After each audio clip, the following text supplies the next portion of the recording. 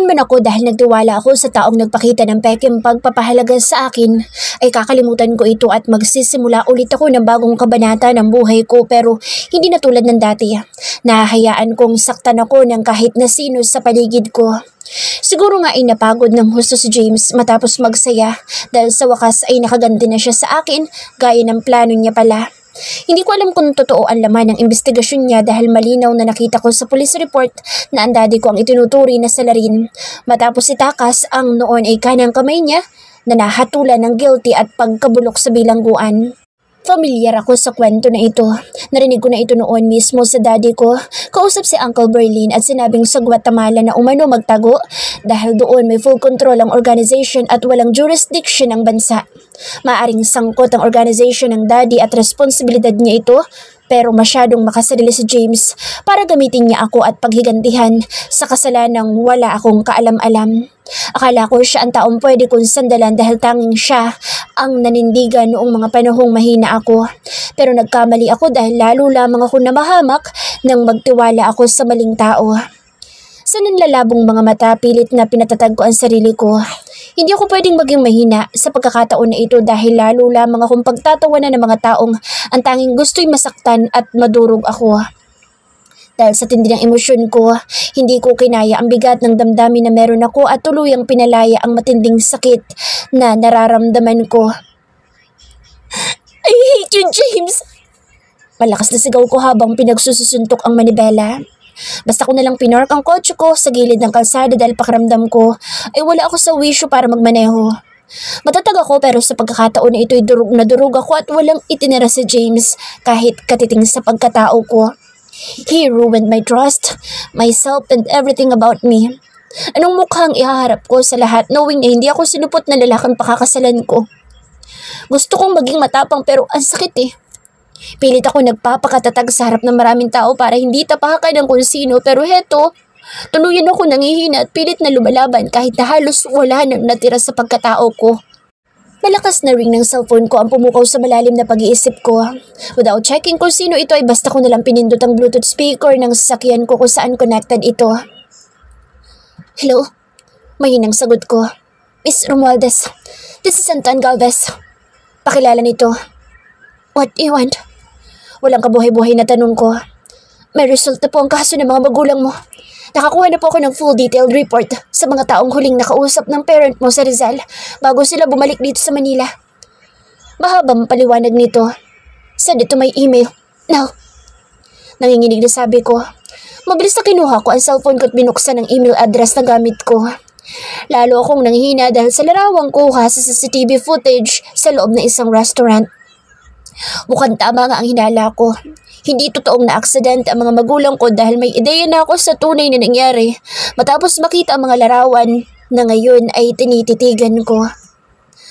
Nanginginig ang buong katawan ko habang nakatitig sa 4 na larawan na ipinadala ng investigator ko. Matinding galit ang naramdaman ko ngayon dahil tama nga ang revelasyon ni Maria. Una palang kilala na ni James ang mga magulang ko at nagkaharap sila ilang oras bago namatay sa aksidente ko ang mga ito.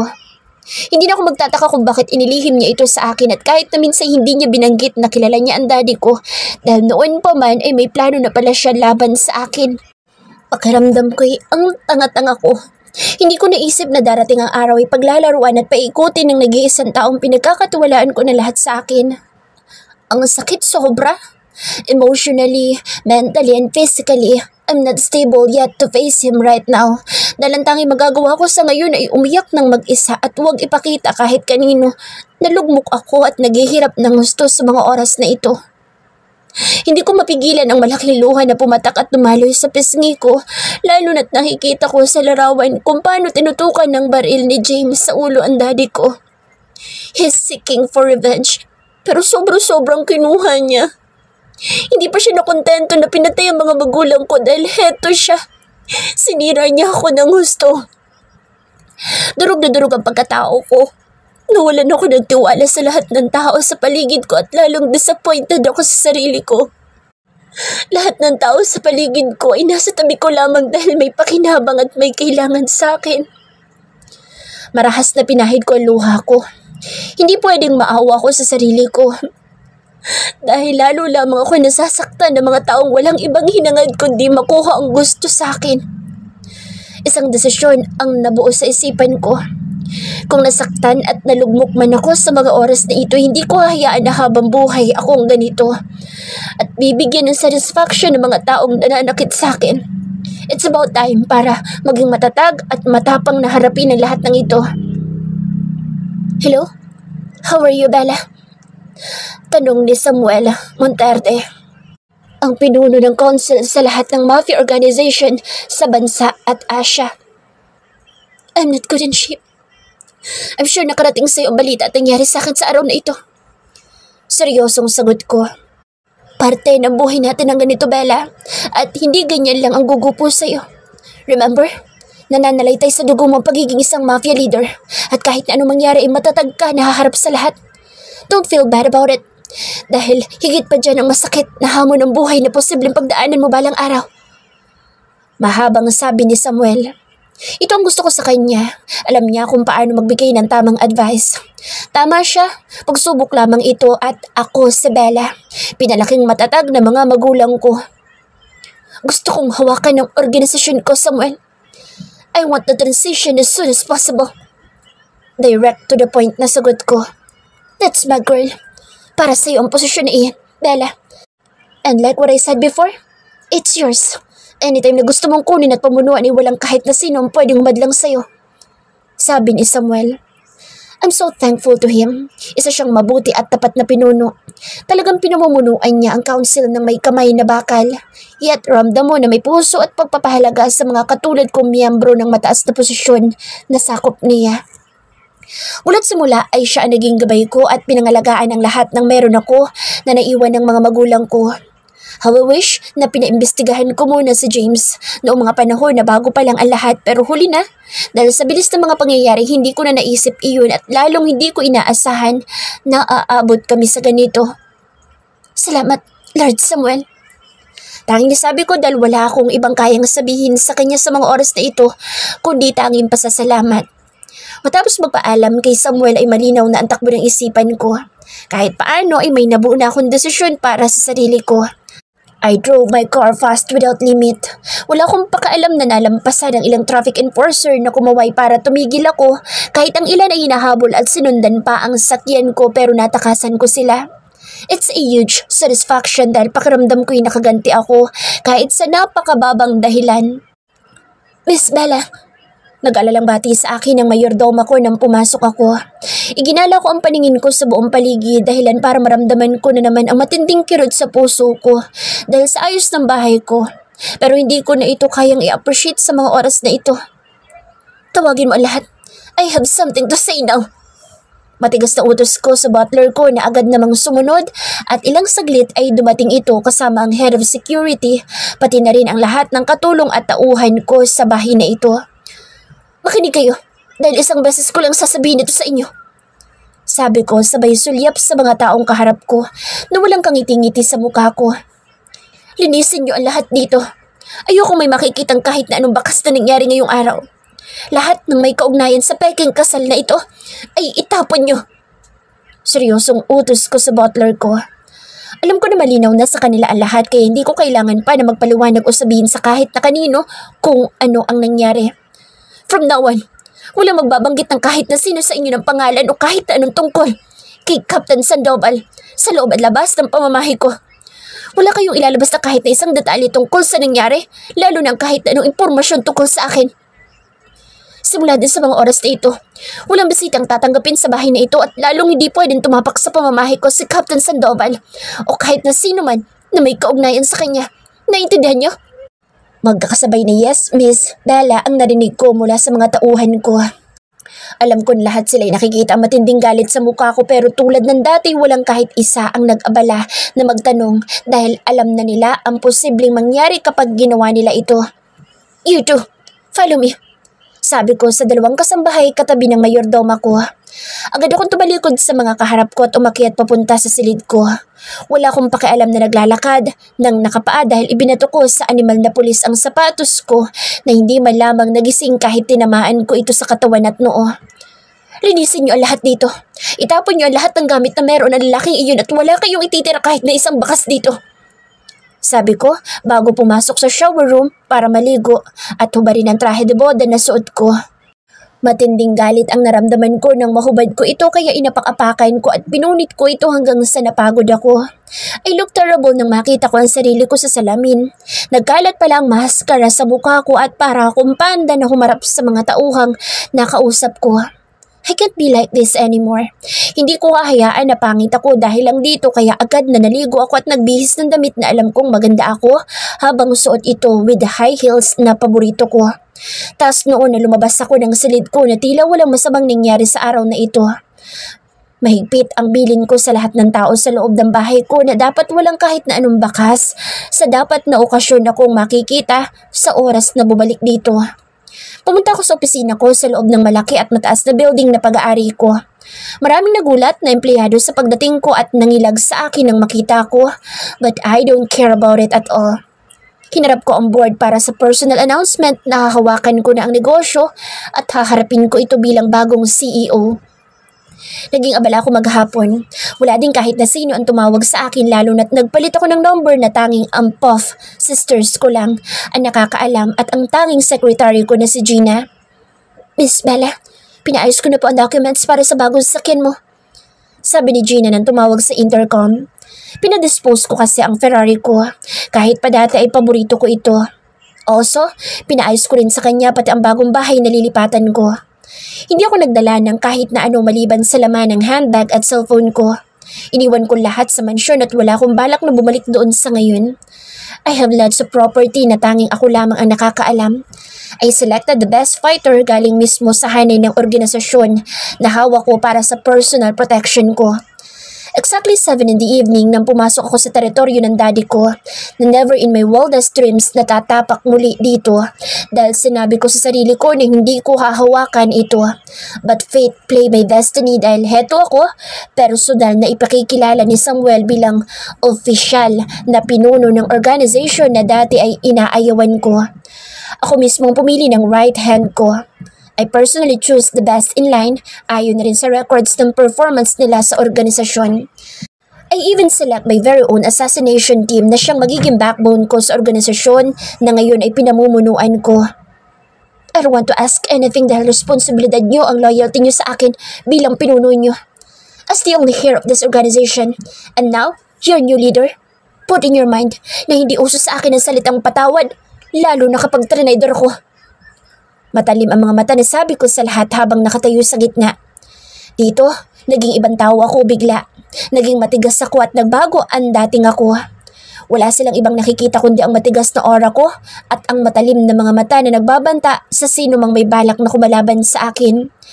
Tama nga si Samuel, nasa dugo ko ang pagiging mafia ko at na-trigger ito ngayon kaya lumabas ang ibang version ng pagkatao ko na hindi ko inaasahan na may Lil Demon pala na nagtatago sa kaibuturan ko.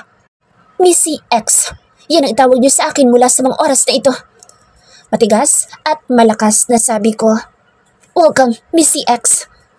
Malakas na bati ng mga tauhan na dati na pansamantalang pinamumunuan ng peking lolo ko pero na kay Samuel pa rin ang full control kaya nabawi ko agad ora mismo. Sa hideout ng organization ako tumuloy. Dito ako tuluyang tumira at kahit na minsan ay hindi bumalik sa dati kong bahay. Tanging ang butler ko ang siyang nakausap ko sa loob ng 2 araw dahil siya ang binigyan ko ng karapatan na pamahalaan ang bahay na dating naging masaya akong kasama ang mga magulang ko. ECX, handa na po ang lahat. Magalang nasabi ni Pascal, ang personal trainer ko na bumungad sa akin habang inaayos ko ang buhok ko. Nag-aaral ako kung paano gumamit ng iba't ibang uri ng matataas na kalibre ng baril sa ngayon at sa susunod na mga araw ay magiging intense na ang training na haharapin ko para sa self-defense na pinaghahandaan ko. I'm coming, sabi ko. Agad itong nawala sa paningin ko pero nakuhang atensyon ko nang tumunog ang cellphone ko kung saan sunod-sunod na notification ang natanggap ko. Ini-upload ko sa lahat ng social media ang mga video, maging ang larawan ni Maria. I even asked my trusted people na ikalat ang lahat ng video na hawak ko at wala akong pakialam kahit na sino pang malalaking tao ang involved dito. Ipinatikim ko kay Maria ang bagsik ng galit ko na akala niya ay hanggang banta lang ang kaya ko. Ibinalita rin ng tauhang nakabantay sa kanya kung paano umano ito na wala ng malay sa school kung saan nagtuturo nang ipadala ng team ko sa bawat taong nandoon ang video at ang mga larawang hawak ko na gumulantang sa maruming mundo nito. Kung nasira ako, higit pa doon ang ibabalik ko sa kanila. They unleash the demon inside of me and now I'll give them a dose of their own medicine. Maniningil ako at sabay ko silang babalikan, pareho, at wala akong ititira gaya ng kung paano nila sinira ang buhay ko. Alam ko na masama ang gumanti pero hindi sa lahat ng pagkakataon ay katanggap-tanggap ang salitang sorry. James' personal voice. Malakas na tunog ng cellphone ko ang gumulantang sa akin. Nanlalabo ang mga mata at matinding kirot sa ulo ang nararamdaman ko dahil marahil sa dami ng alak na nainom. Wala sa sarili na inabot ko ang cellphone ko na nasa loob ng drawer sa tabi ng kama dito sa silid ko. Hello? Nakapikit na sagot ko. Sir, mabuti naman at buhay ka pa pala. Akala ko kung ano na nangyari sa'yo. Wala pa kaninang umagay panay ang tawag ko pero hindi ka sumasagot. Tuloy-tuloy na sabi agad nito. Anong kailangan mo? Irritable na tanong ko. Matindi kasi ang sakit ng ulo ko at nahihilo pa ako. Hindi kasi ako sanay na uminom ng bigay, todo at magpakilango gaya ng ginawa ko kagabi. Sir, ano nangyari sa'yo? Wala ka ba talaga maalala kung anong ganap sa araw na ito? Tanong pa nito. Sabihin mo na kung bakit tumawag ka ng ganitong oras para abalahin ako, Mario. Hindi nakapagpigil sa galit na tanong ko. Sir, nandito ako sa ospital. Binabantayan ko ang mother mo. Sinugod ko siya dito kanina nang mawalan siya ng malay at inatake sa puso. Sabi nito. Malakas na kumabog ang dibdib ko. Sa sobrang sama ng loob ko at frustration sa nangyari napabayaan ko ang mommy ko at hindi ko man lamang pala alam na may hindi magandang nangyari dito. Sa ospital, pupunta ako agad dyan. Tanong ko sabay mabilis na bumangon at tinungo agad ang drawer ko para kumuha ng damit na isusuot ko. Wala na akong pakaalam sa kung anong ayos ko dahil matapos mag-toothbrush ay agad na lumabas ako ng bahay at nagmamadali na pinuntahan ko sa ospital ang mommy ko. Sir, mabuti at nandito ka na. Bati sa akin ni Mario sa labas ng ICU. Ano nangyari? Maang na tanong ko. Sir, hindi ka sumipot sa kasal niyo ni Miss Bella. Hindi naging magandang epekto nito sa mommy mo, kaya nang i-announce ng girlfriend mo na hindi na matutuloy ang kasal, ay nawala ng malay po ang iyong ina. Sabi ng doktor, inatake sa puso. Paliwanag ni Mario. Nangihina na nakatingin lamang ako sa wala pa ring malay na mommy ko sa hospital bed nito. Ngayon tuluyan na nagsingkin sa isip ko ang lahat at sumabog sa harapan ko ang epekto ng ginawa ko. Kumusta si Bella? Malungkot at nag-aalala na tanong ko kay Mario. Hindi ko po alam, sir. Wala akong balita dahil ang alam ko ay pupuntahan ka niya sa bahay niyo. Hindi rin kasi siya dumalaw dito. Tahimik na pinakinggan ko ang mga sinasabi ni Mario. Halos wala pa rin ako sa sariling katinuan ko lalo na at hindi ko alam kung kumusta na ang lagay ng aking ina. Nakokonsensya ako sa nangyari kay mommy dahil hindi ko inaasahan na ganito ang magiging epekto sa kanya ng lahat. Alam ko na tulad ko ay nagustuhan niya rin sa Bella at masakit sa kanya ang nangyari. Binuksan ko ang call logs ng cellphone ko at marami akong missed calls na natanggap mula kay mommy, Bella at pati na rin kay Mario. Base sa oras ay kaninang alas 8 hanggang alas 9 ng umaga, sila tumatawag. Oras na dapat ay kasal namin ni Bella pero hindi natuloy dahil sa nagpakalasing ako ng husto, dulot ng matinding frustration at bunsod ng sakit na nararamdaman ko. Hindi ko alam kung anong uri ng kamalasan ang tumama sa akin dahil kagabi. Nagkita kami ng dating kasamahan ko sa department na pinanggalingan ko na siyang nag-iimbestiga sa kaso ng daddy ko. Hindi ako makapaniwala na ang tatay pala ni Bella ang may hawak ng organisasyon na siyang nagpatakas sa miyembro nito na nauwi sa madugong shutout na kinasangkutan ng daddy ko. Binalot ako ng matinding galit dahil sa natuklasan ko. Kung alam ko lamang na siya ang utak sa pagkamatay ng daddy ko'y hinuli ko na siya ng gabing nagkatagpo kami sa Rizal matapos na masakote ko ang tauhan nito at sinubukan akong suhulan. Unti ko nang mapatay noon ang daddy ni Bella, bagay na gusto kong panghinayangan dahil pinalagpas ko ang pagkakataon na mabigyan ng hustisya ang aking ama gaya ng pangako ko dahil sa hindi ko alam na siya pala ang utak ng lahat. Sanay na talaga ang mga mafia na gaya niya na salungatin ang batas. Para sa kanila, pera ang kapangyarihan at lahat ay kayang bilhin kasama na ang batas. Malaking pagkakamali niya dahil hindi ko hinayaan na suhulan niya ako dahil hindi siya nagtagumpay at maging sa mga oras na ito ay nakulong pa rin sa high security prison ang kasama sa mafia nito at tag as one of the high profile criminals sa bansa. Kagabi wala akong ibang mapagbalingan kundi ang alak. Magulo ang utak ko lalo na't sangkot sa Bella dito, maging ang kinabukasan ko kasama siya. To be honest, hindi ko alam kung ano ang tamang desisyon na gagawin ko kinabukasan. Mahal ko at mahalaga sa akin si Bella pero paano ko siya titingnan sa araw-araw? Gayong nakatatak sa isip ko na ang kriminal na tatay niya ang salarin sa pagkamatay ng daddy ko. Sa ala ko ibinuhos ang lahat kaya nalango ako na first time na nangyari sa buong buhay ko. Nasisiguro ko na matindi ang galit ni Bella sa akin na sa mga oras na ito. Alam ko na hindi malabo na isinumpa na niya ako dahil sa nangyari, lalo na at napahiya siya ng husto.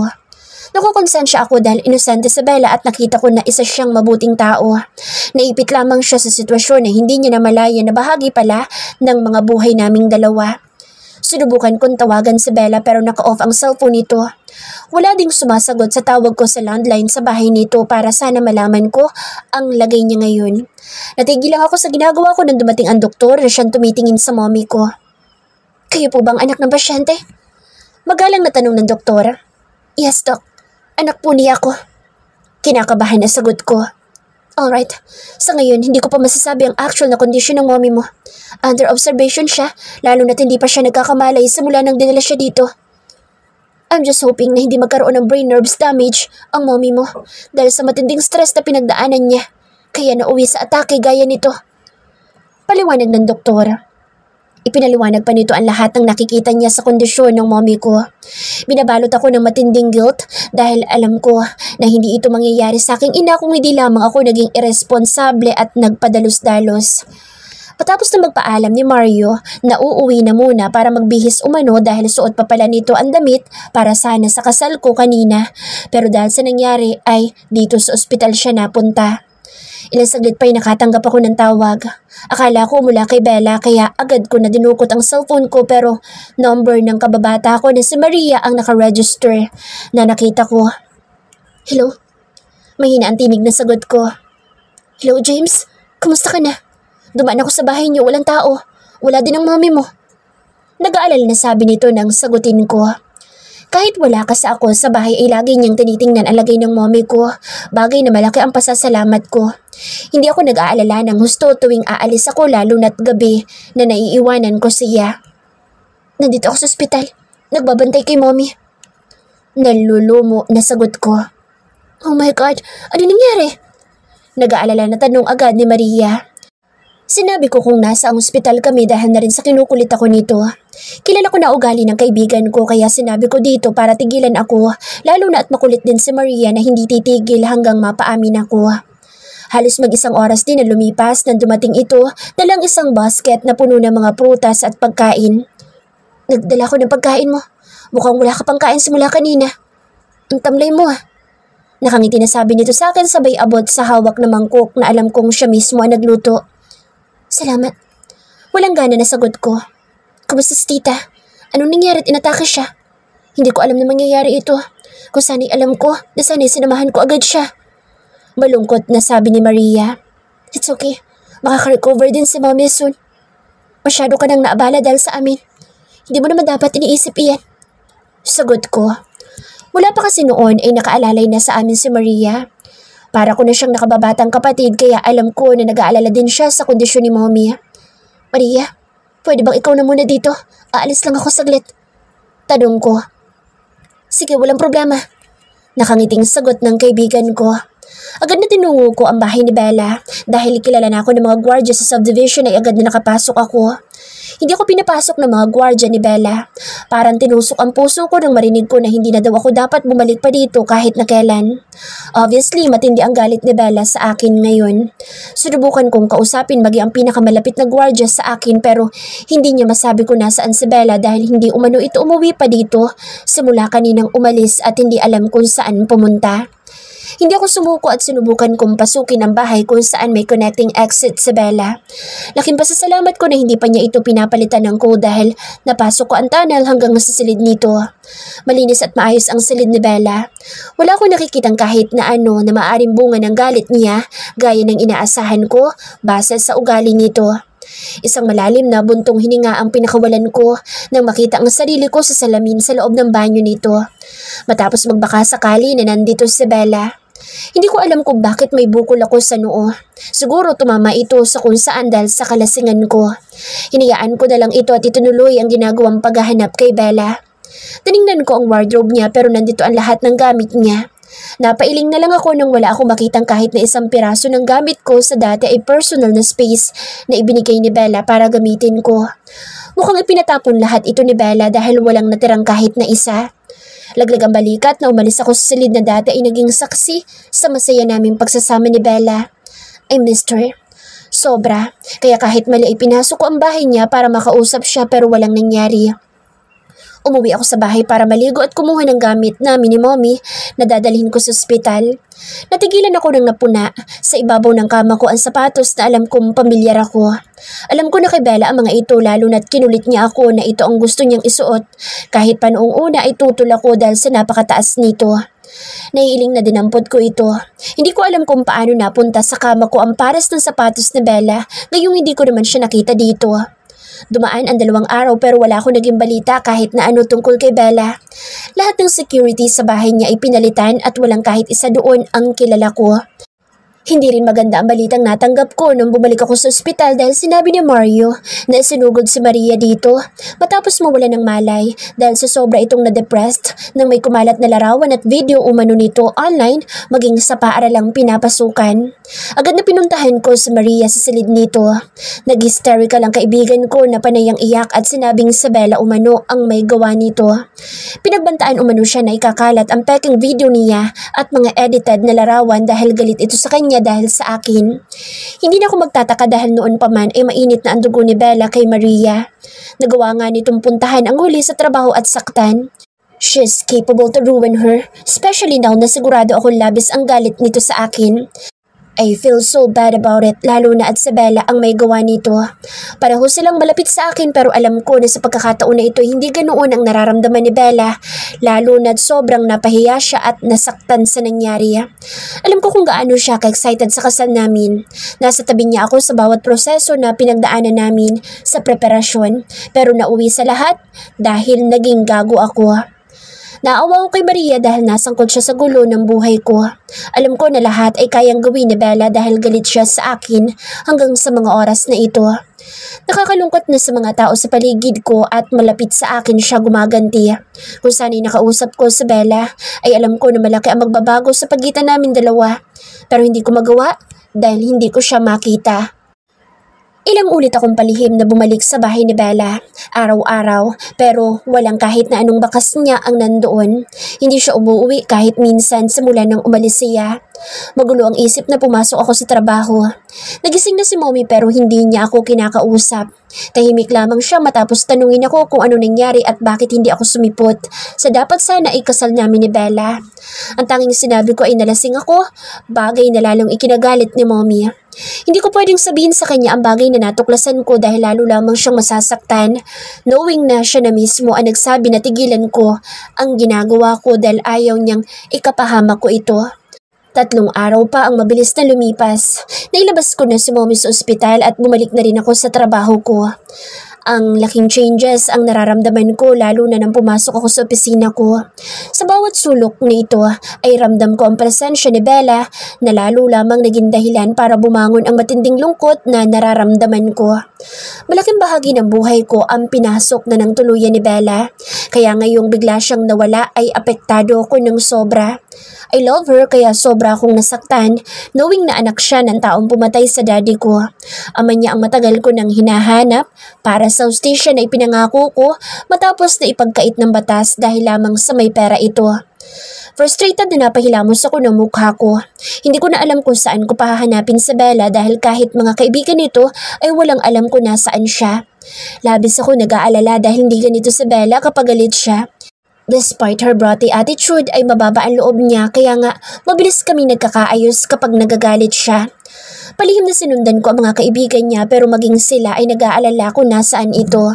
Narinig ko silang nag-uusap sa loob ng isang high-end bar sa The Fort kung saan tinanong nila bawat isa kung may tinawagan ito dahil hindi na umano nagpaparamdam matapos ang araw na tumawag si Bella at sinabing okay lang ito. Ako ang sinisisi ng mga kaibigan ni Bella kung bakit nawawala ito.